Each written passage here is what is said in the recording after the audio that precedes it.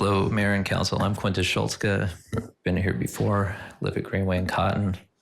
Just following procedures as I read them because I've been reading through the code a lot lately. So, yeah, that's what I spent every day after the election doing, just so you know, because we were coming up to this and I just wanted to understand it well. And I saw the conundrum that Christy was under for that 5 years and all that.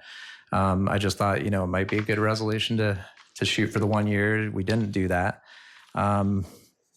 Those things can be addressed later, but one problem that I hope you will address is the one that was stated, the surprising municipal code bylaws for all public bodies, in SMC 2295, section 3B says persons may serve on no more than 2 public bodies concurrently. Neither body may review, consider, or make recommendations for the other body, which is fine. I understand that part. There was no conflict there. But, that's, again, no more than 2 public bodies. I think that should be considered. And it certainly didn't come from the committee review, and I'm sorry that you missed that in the process. But really, those things should be looked at, and just a lesson learned for the next time the committee goes through this. Again, the committee is a minority of members. It's 3 people, as we talked about the 3. And for them to filter out everybody from that process, I didn't think was very proper. I think you have an opportunity and the privilege to, next time you come across this, to, within code, and I've looked this up too, within the code, the way it's written, you could as easily come up with, like what I put on your papers, right?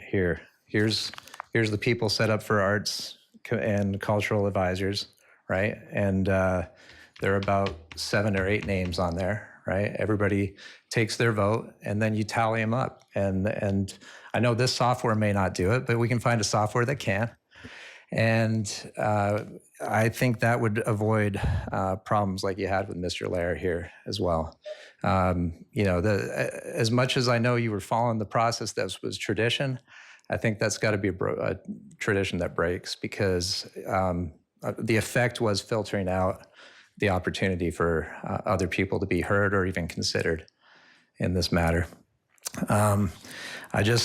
Again, my purpose in coming here today is to explain to the council, this is how it looks to the citizens of Surprise. I had a great discussion with Mr. Judd here about a week ago, just how do we get that communication going? How do we get people to understand what goes behind our decision-making? Why? So that people feel the transparency, so they understand what goes into that. And I think there are many opportunities to do that moving forward, and I look forward to that. Thank you.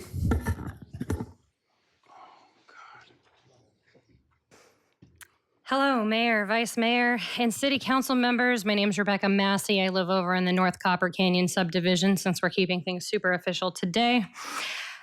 I'd like to begin by giving a quick disclaimer that some of you may not be ready to hear this information.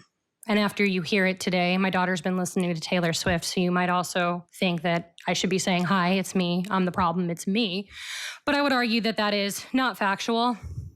And to quote Joan Jett and the Black Hearts, I don't give a damn about my reputation here, because I'm sticking my neck out to call out the outright corruption within our city. I'm not going to rehash everything that has been said about Ms. Klein's allegations and her outright violations of the law. That has been done time and time again, and I've spoken on record about it. My concern is that not only did I follow due process that we talked about in the last session of filing a complaint with the city clerk, but the city clerk has failed to perform her duties as outlined in the Arizona Revised Statutes Title 16 for election and electors.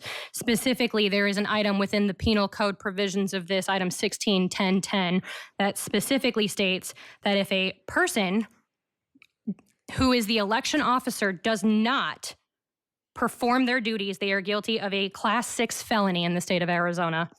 Moreover, if we move on down the line to Title 16, 1-1021, there's a specific statute in that penal code about elections and electors that says that the city attorney is supposed to enforce those election laws. Neither of those individuals have done anything. In fact, the city attorney would rather hide behind attorney-client privilege when, if you go to Title 39, which is specifically about public records, you have item 39-128, which is disciplinary records of public officials and employees, that specifically states, a public body shall maintain all records reasonably necessary. I'll spare you the rest, but it says these records shall be open to public inspection.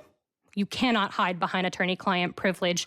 And as much as I would like to get up here and give you all a four-letter word that starts with F, I'm going to give you a different four-letter word today. And that begins with an R. If you're not following along, it's actually more of an acronym than it is a word. And it has to do with federal jurisdiction. So I advise that you all clean house and figure it out, or it's going to be very interesting next several months. Thank you.